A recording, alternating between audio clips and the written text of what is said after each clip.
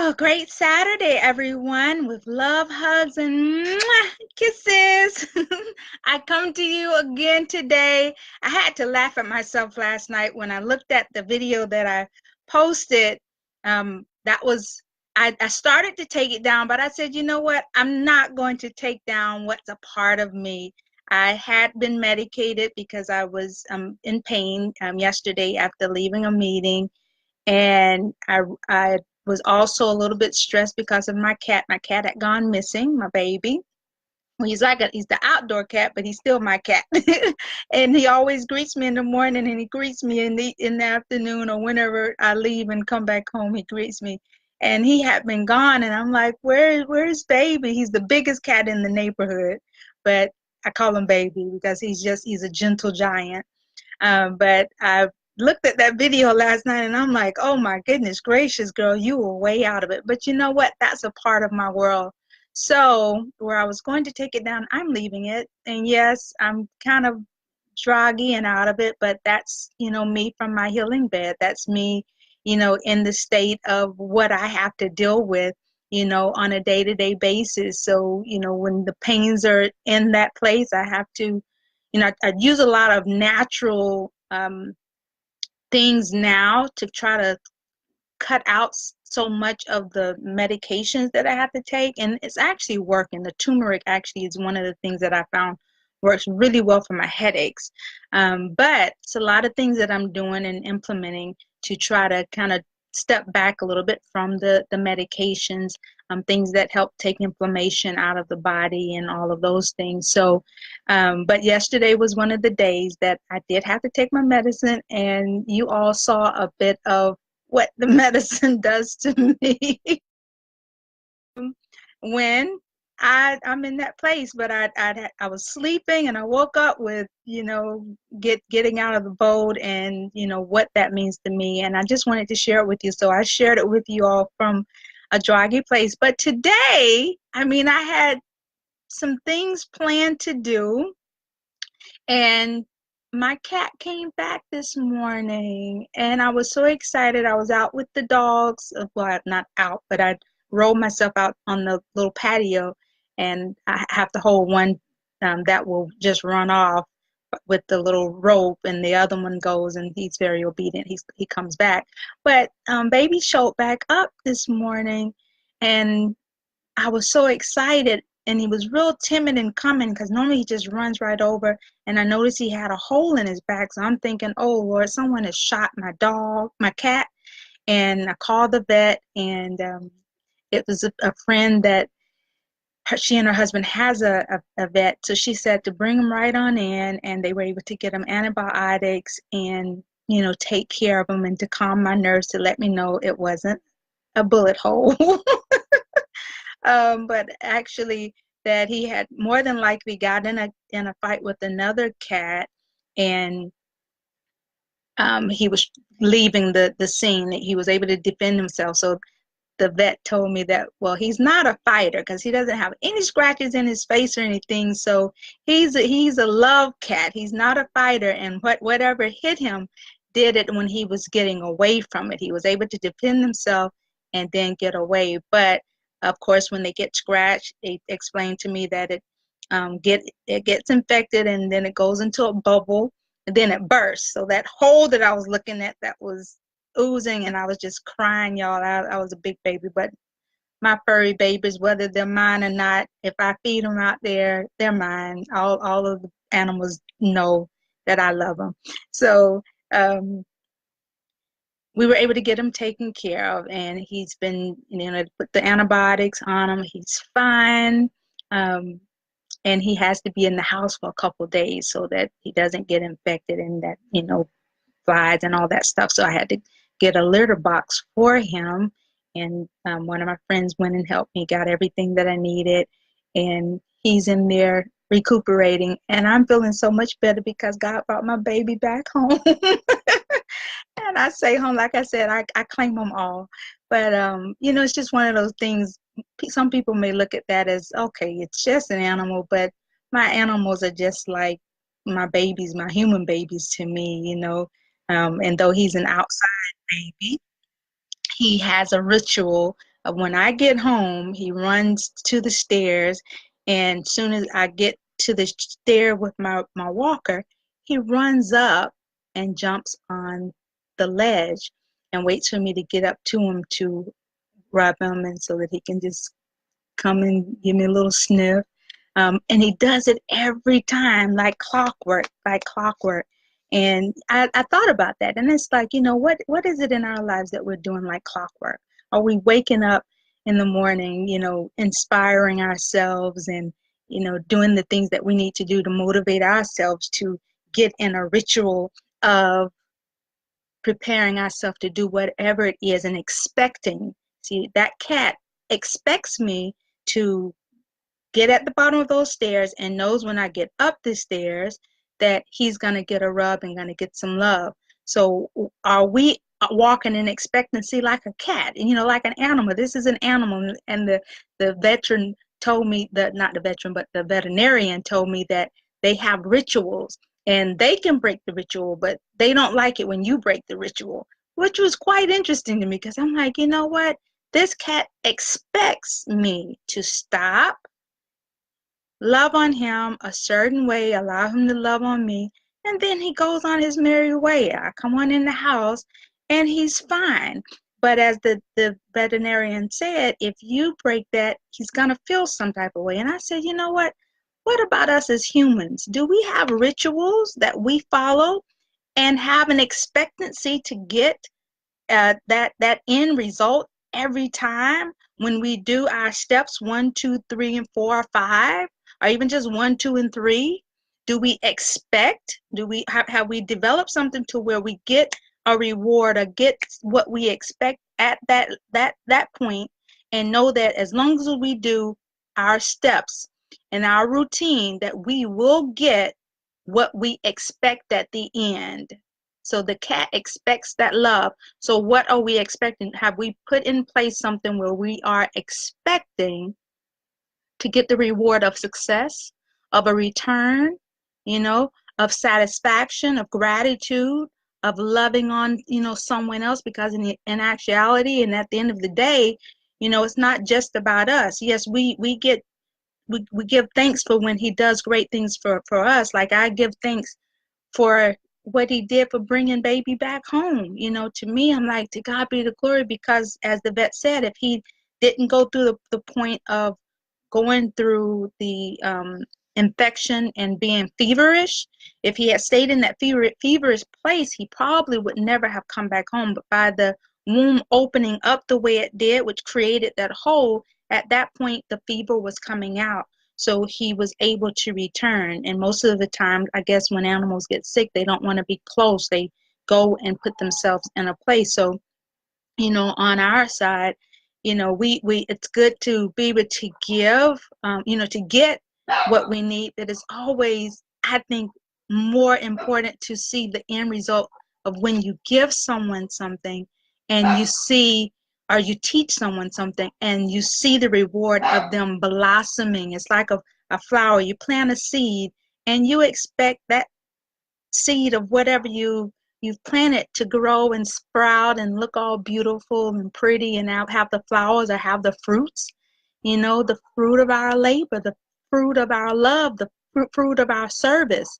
So we should walk in expectancy and have a routine of what we do to gratify and get what we need first and foremost, because I'm a strong believer that you must love on yourself before you can love on anyone else. So as long as you're loving on yourself and you're pouring into yourself everything that you need, then it doesn't stop there. You've got to go now and empty it out. You've got to go now and find someone else to teach that what you've learned, okay, so that you can go back and learn something else. It's a continuous cycle. I think we're on a continuous cycle of learning, of growing, of, expanding our territory, because that's what the word says. Every place that the soles of our feet shall tread upon shall be ours. So, we're treading in one place. You grow that, you master it, and you go on to the next thing and master that. And generally it's in the same realm. For me, everything I deal with is education and family. Education and family. It all lines up with the family and with education, irrespective to what I do. So I say that to say, make sure your routine is not just a routine of, I shouldn't use this analogy, but I'm going to, because oftentimes, because I'm a church girl. So people go to church and they go home and they wait for either that next Sunday or that next Wednesday. And they say, well, I can't wait. If something goes wrong, I can't wait to get back to church on Sunday. And my thing is, okay, you're missing it because you're spending more time at home. So you should be able to take whatever it is you've gotten from Sunday and carry it throughout the week, but also be feeding yourself something so that you can, walk in expectancy each and every day in the place that you spend most of your time. And then we tell people when we see them, if they're down or they're going through something, come to my church and meet me on, Sunday. My pastor is great. He has great word, or she has great word, whatever. Instead of realizing that you got a word for that person right then and there, that person could die tomorrow.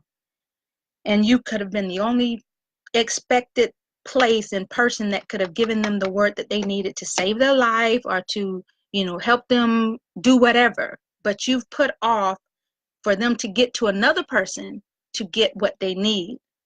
Walk in a place to where you're getting everything you need to be able to give to the next person day by day, day by day. I can't get to my phone right now because it's a little ways from me. So you have to deal with that little sound. And let's let it ring. And then I'll continue because I don't want to miss this and I hope I don't lose my train of thought. Okay, it's gone. Okay, so with that, I'm saying, we expect a pastor or that leader to be able to give us something versus making sure that, yeah, it's good to have someone that you're getting something from, getting something from for someone, but also knowing what you have within yourself to give to that person along the way. Okay, so my expectancy is if I meet someone along the way, I have a word for them. I have something to give them. I have, something educationally, something that they will need. I will be able to provide at least a portion of it, if not all of it, for that moment, and be able to be a connector versus someone that's saying, I know nothing. Okay, and leaving someone with saying, go here on this or such and such a day. No, I want to be like my kitty cat. When my kitty cat sees me, he knows what he's going to get. That cat knows that when Shermanda gets home, when that lady drives up in that yard, she's going to have that walker out. She's going to get to those stairs. And literally, I'm telling y'all, it's the funniest thing. He waits until I get rolled to the stair. And that's when he runs up and jumps on the banister. So with whoever's helping me up the stairs, he's right there. And he literally meets me right at the top of those stairs. So the thing is, when we go out, we want people to expect that that person has something for me. If they've seen us, and sometimes they haven't seen us. But you know what? When we carry ourselves in a certain way and you talk to someone, it gets them excited, and then they know, oh, this person has something for me. Or they realize that by the time you finish talking to them that, wow, I just learned something today. But also, even for ourselves, wake up expecting greatness to come to you. Wake up expecting to be able to give someone the love that my baby loves for me to give to him. But in actuality, guess what? He's giving me the love back too. By him getting in a place, and he positions himself. It's so funny because it's so many little elements that align themselves. He positions himself to receive. Oh my gosh, are we positioning ourselves to receive? It's in our routine, as routine. It's in what we choose to do day by day when we wake up in the morning to the time that we go to sleep at night.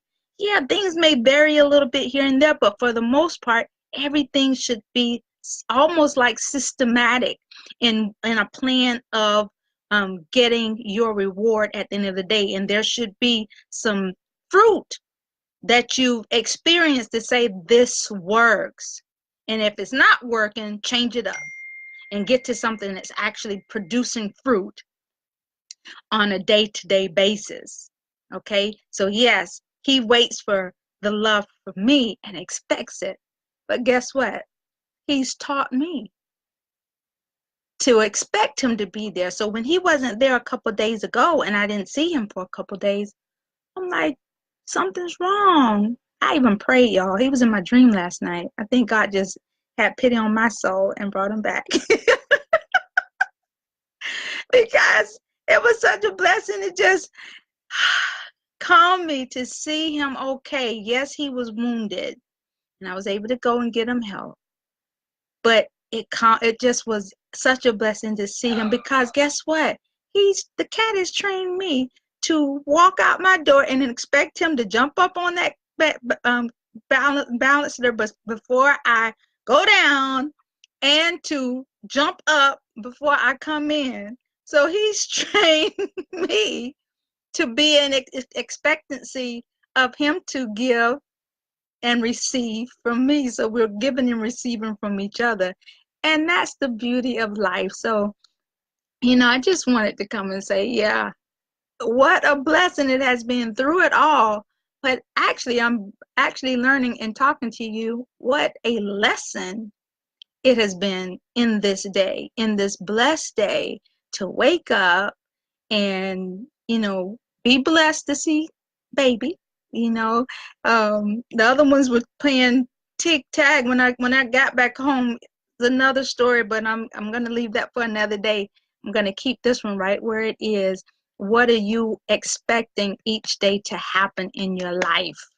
Not just waking up in the morning. Thank God, yes, we wake up. We got breath in our bodies because many people don't wake up every day. There's some people that don't wake up. So it's a blessing to wake up, yes. But what am I expecting to get out of the day? There should be expectancy, just like these furry babies expect certain things for us to do to make sure that they're taken care of, or just to be there to love on us. We have to walk in a form of expectancy. Yeah, something. He's trained me, and he's trained me well to expect his love and to be able to give him love. So, y'all, I'm going to get off now. I've done what I was supposed to do. I didn't bring you what I was planning on bringing you, but this is how my day ended today. Like I said, it started out with me laughing early this morning at the post that I had posted last night. And like I had actually made it for my eyes only, but I've since put it back out so you all can see it. Because as I stated, you know what? That druggy place, that place where I'm laid up in bed and, kind of, I was a little bit slurry. Like I said, I was medicated a little bit there. I had been to sleep, but it's a part of my world. That's a part of who I am. And you just get to see that other side. I will be more mindful of getting on lives when I'm in that state. But again, it's cute. It's what it is. And I'm not going to take it down. I put it back out there so that people can see Shermanda from her healing bed. Like I said, that's a place where I'm getting my healing. I do what I have to do, but it doesn't stop me. I'm living in a winning world. It's all about winning, and being above ground and having a mind to think. Because, if you don't have a mind to think, that's a different thing. But if you have the ability to learn, you have the ability to grow. It is a choice that we make. So I'm choosing today to walk in expectancy for great things each and every day. I'm going to, formulate. There's certain things that I do every day, but I said, you know what, that cat baby has taught me something today. And talking to the veterinarian and just thinking about the whole run of the day and just being thankful that he's here. I want to be able to give thanks to my Father for that. I expect that comes to fruition each and every day, that I get that boost, that joy, that love from what I'm doing, and it's prospering. And there are being seeds planted daily where there's fruit growing in others' lives from what I give as well as what they give to me. It's a two-way street. May not be the same people that you're giving to that you're getting from, but that's how it goes. That's how we multiply ourselves by, we get from others, we give to others, and it goes. And you ask them and pray that they know to give to the next set of people that they know that comes across their path.